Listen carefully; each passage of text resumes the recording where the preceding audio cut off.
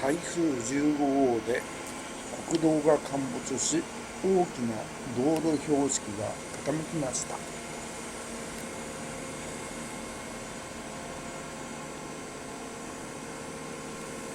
ラフテレクレーンで道路標識の柱を移動しています。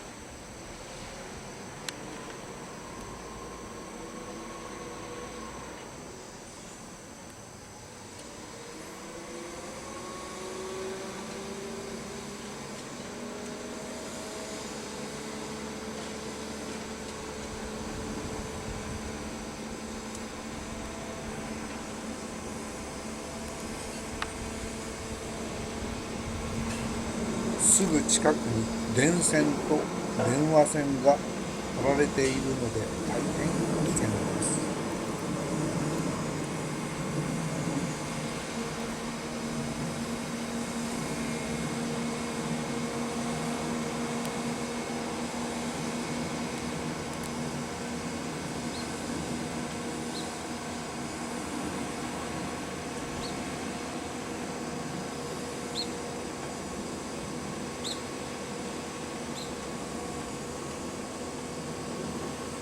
ラフテレクレーンのオペレーターは緊張の民族です。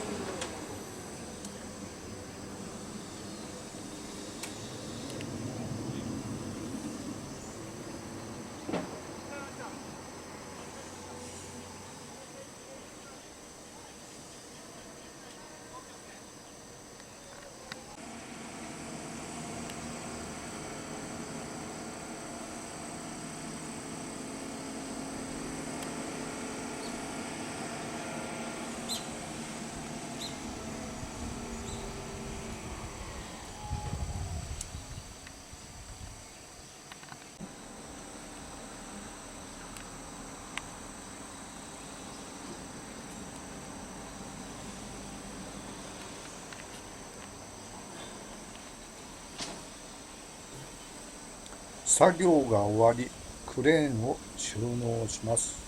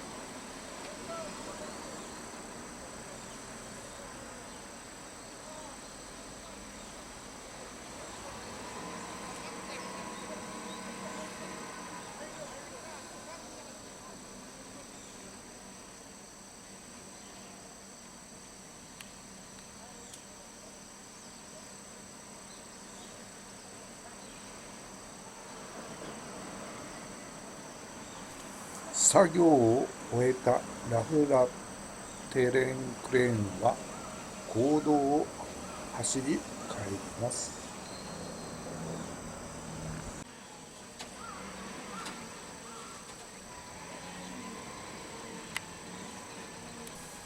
最高速度は時速50キロだそうです。